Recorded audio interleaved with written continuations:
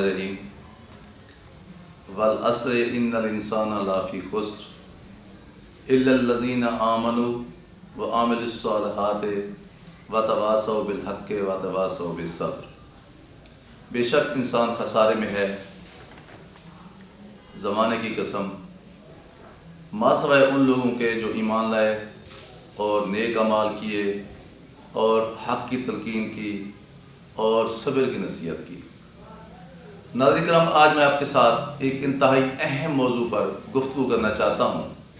جس سے اس وقت پورے پاکستان کے جو کاشتکار ہیں وہ پریشان ہیں اور انتہائی تکلیف کی کیفیت میں سے گزر رہے ہیں۔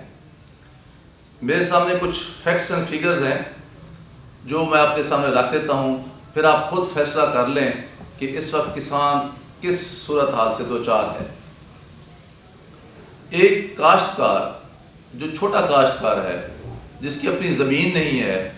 جب وہ زمین کسی سے مستاجری پہ لیتا ہے تو عام طور پر 1 لاکھ سے 1.5 لاکھ روپے تک سالانہ اسے مستاجری ادا کرنی پڑتی ہے، اور ظاہر سال میں 2 فصلیں ہوتی ہیں۔ اگر ہم گندم کی فصل کو لے لیں اور 1 لاکھ روپے مستاجری لے لیں تو اس کا مطلب یہ ہوگا کہ 50,000 روپے وہ گندم کی فصل کاشت کرنے کے لیے مستاجری ادا کرتا ہے۔ اس کے بعد اگر اس نے بیج اچھا کاشت کرنا ہے تو 50 کلو گرام کا جو ایک بیگ ہے گندم کے بیج کا، وہ اسے 8,000 روپے میں کم و بیش پڑتا ہے۔ پھر آپ آ جائیں ڈی اے پی کی طرف۔ بہت سارے لوگ 2 بوریاں ڈالتے ہیں ڈی اے پی کی، اگر 2 بھی نہ ڈالیں، آپ 1 ڈالیں تو جو اس وقت ربیع جب گندم کی فصل کاشت کی گئی، اس وقت بدقسمتی سے کھاد اویلیبل نہیں تھی اور لوگوں نے بلیک مارکیٹ سے ڈی اے پی اور یوریا یا ایس او پی یا پوٹاش خریدی، اور اس وقت ڈی اے پی کی بوری بلیک میں 16,000 روپے مل رہی تھی۔ تو اب یہ حساب سارا رکھتے جائیں، میں آپ کو جو پیش کر رہا ہوں۔ پھر آپ دیکھیں کہ اس نے ہل چلاتا ہے، وہ روٹاویٹر چلاتا ہے، پھر لیزر مشین چلا کے زمین کو ہموار کرتا ہے، اس کے اوپر تقریباً 20,000 روپے اس کا خرچہ آ جاتا ہے، کم و بیش 1 ایکڑ کے اوپر۔ پھر آپ ڈیزل کی طرف آ جائیں، گندم کی فصل کو کم از کم 5 پانی لگتے ہیں، تو اس کے لیے بھی کم و بیش 15,000 روپے اس کو پانی کے اوپر اس کا خرچہ آ جاتا ہے۔ ٹھیک ہے جی۔ اچھا، اس طرح جو ہے ڈیزل کا جو خرچہ ہوتا ہے ہل چلانے کے لیے، وہ اضافی خرچہ ہوتا ہے۔ پھر آپ یوریا کی طرف آ جائیں، 4 بوریاں بھی اگر یوریا کے ڈالیں تو اس وقت جب گندم کو پانی لگایا جا رہا تھا تو گندم کی کو دینے کے لیے یوریا اویلیبل نہیں تھی، تو پھر لوگوں نے بلیک سے خریدی، کسی نے 5,000 میں خریدی، کسی نے 5,200 میں خریدی، کسی نے 5,400 میں خریدی، کسی نے 5,500 میں خریدی۔ تو 4 بوریوں کا اگر خرچہ گنے تو وہ بھی کم از کم 20,000 روپے بنتا ہے۔ اور پھر آپ کو پتہ ہے کہ دوسری تیسرے پانی کے بعد گوارا کی جو کھاد ہے وہ بھی دینی پڑتی ہے، وہ بھی 2 بوریاں جو ہیں وہ 10,000 روپے کی بنتی ہیں۔ ٹھیک ہے جی۔ اسی طرح کچھ لوگوں نے ایس او پی سونا جو ہے پوٹاش دی، وہ بھی 7,000 روپے کی بنتی ہے۔ پھر آپ کٹائی کا دیکھ لیں، گندم کی کٹائی کا وہ ہونے والا ہے تو 3 من فی ایکڑ جو ہے نا وہ کٹائی والے لے رہے ہیں، اور تھریشر والے جو ہے نا وہ اس کے علاوہ لے رہے ہیں۔ اور حکومت نے جو اس وقت ریٹ مقرر کیا ہے وہ ہے 39,500، 39,950، 3,950، 3,950۔ ٹھیک ہے جی۔ اور بدقسمتی سے ہو یہ رہا ہے کہ اس وقت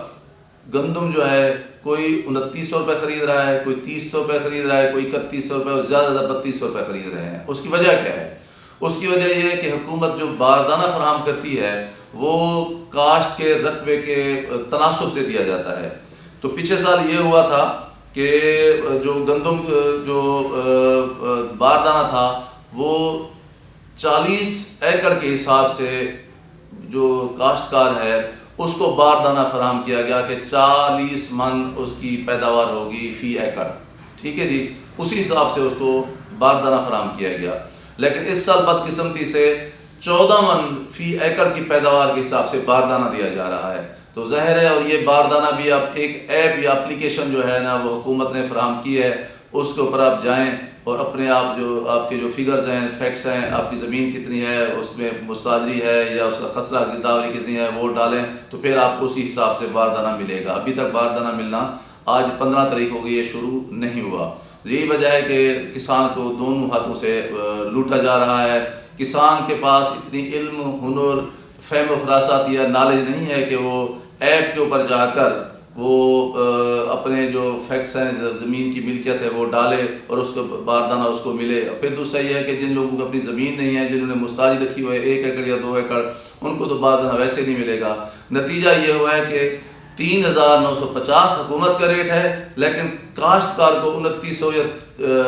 3,000 روپے مشکل سے مل رہے ہیں۔ اور اگر میں اس ساری جو قیمت میں نے آپ کو بتائی ہے، اس میں جو ہے جو فنجی سائڈ ہم استعمال کرتے ہیں فنگس کو ختم کرنے کے لیے، یا ہربی سائڈ استعمال کرتے ہیں جڑی بوٹیوں کی تلفی کے لیے، اس کے خرچے کو بھی میں شامل کر لوں تو یہ مل ملا کے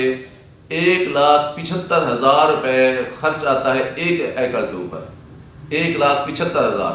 اور پیداوار جو ہے فی ایکڑ وہ زیادہ سے زیادہ 50 من ہو سکتی ہے۔ اگر آپ 50 من فی ایکڑ پیداوار کو گنیں 3,000 کے حساب سے، جو 3,000 بھی نہیں مل رہی ہے، 2,800-2,300 روپے مل رہی ہے، تو اس سے 1.5 لاکھ روپے آپ کو وصول ہوتا ہے۔ اس میں پھر یہ ہے کہ آپ جو بھوسا ہوتا ہے وہ اگر 50 من گندم نکلتی ہے تو 50 من بھوسا روپے لگا لیں تو 500 روپے اس کا ریٹ چل رہا ہے، تو 25,000 روپے کا آپ کو بھوسا ملتا ہے،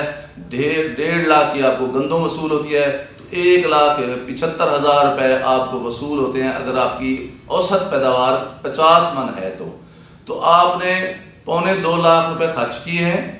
اور 1.25 لاکھ روپے آپ کو وصول ہو رہے ہیں۔ آپ مجھے بتائیں کہ کاشتکار کہاں سے کھائے، کہاں سے وہ بجلی کے بل ادا کرے اور کہاں سے وہ باقی بل ادا کرے، اس کے علاوہ بچوں کو کس طرح پڑھائے، گھر کا جو ہے وہ سارا نظام کس طرح چلائے، اور پھر اس کی خوشی غمی ہوتی ہے، بہت سارے میلے ٹھیلے ہوتے ہیں، بہت ساری جگہوں پر اس کو سفر کرنا پڑتا ہے، پھر اس کی بیٹیاں ہوتی ہیں جس کا جہیز دینا پڑتا ہے، بعض اوقات شادیاں گنی ہوتی ہیں، اسی طرح اس کے بیٹوں کو پڑھانا ہے، ان کو کاروبار کرانا ہے، ان کی شادی کرنی ہے۔ تو اب مجھے بتائیں کہ وہ بیچارہ کاشت کر جائے تو کدھر جائے؟ میں نے آپ سے پہلے عرض کی تھی کہ مستاجری کے اوپر 50,000 لگا لیں، بیج کے آپ 8,000 لگا لیں، ڈی اے پی کے 16,000 لگا لیں، اور ہل، روٹاویٹر اور لیزر کے آپ 20,000 لگا لیں، ڈیزل کا جو خرچہ ہے پانی کے لیے وہ 15,000 روپے لگا لیں، ٹھیک ہے جی۔ اور اسی طرح یوریا کے جو ہے وہ آپ 20,000 روپے لگا لیں، گوارا کھاد کے آپ 10,000 روپے لگا لیں، سونا SOE پوٹاش کے آپ 7,000 روپے لگا لیں، اور کٹائی جو 3 من ایکڑ ہے اگر وہ 30,100 یعنی 3,000 روپے ہے تو 12,000 روپے تقریباً وہ کٹائی والے کو دینے پڑے گا۔ اسی طرح جو ہے نا وہ 4.5 من گندم جو ہے وہ تھریشر والے کو دینے پڑے گی، اس کے 14,000 روپے بنتے ہیں، تو ٹرانسپورٹیشن اس کے علاوہ ہے، تو یہ سارا خرچہ اگر آپ ملائیں تو 1.5 لاکھ روپیہ یعنی 1,75,000 روپے خرچ بن جاتا ہے، جبکہ اس کو وصول ہوا ہے 50 من گندم اور 50 من توڑی یا بھوسا، اس سے بھی 1,75,000 وصول ہوتے ہیں۔ تو آپ بتائیں کہ کسان جائے تو کدھر جائے؟ لیکن بدقسمتی سے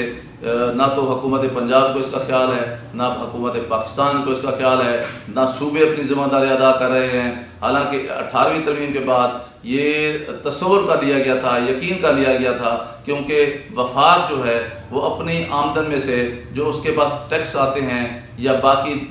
محصولات اکٹھے ہوتے ہیں اس میں سے میکسیمم جو حصہ ہے وہ صوبوں کو دیا جائے گا، تاکہ صوبے جو ہے وہ شہروں کو جو ہے ضلعی حکومتوں کا ایک تصور تھا ادھر ٹرانسفر کر دیں گے اور لوگوں کے لیے آسانیاں ہو جائیں گی۔ بہت سارے ممالک چاہے امریکہ ہے چاہے انڈیا ہے وہ سبسڈی دیتے ہیں کسان کو، یہاں سبسڈی تو رہی ایک طرف، یہاں کسان کو طے جو شدہ ایک ریٹ ہے، ڈی اے پی کا ریٹ 10,000 یا 11,000 تھا وہ 15,000 مل رہی تھی، یوریا کا ریٹ اس وقت 3500 یا 3600 تھا وہ 5500 روپے مل رہی تھی، اسی طرح گوارا کا ریٹ جو ہے نا وہ 3400 تھا وہ 5,000 کے قریب مل رہی تھی۔ یعنی سبسڈی بھی نہیں دینی اور بلیک میں بھی بیچارے کسان نے خرید و فروخت چیزیں خریدنی ہیں، اور پھر اس کے بعد یہ ہے کہ بھی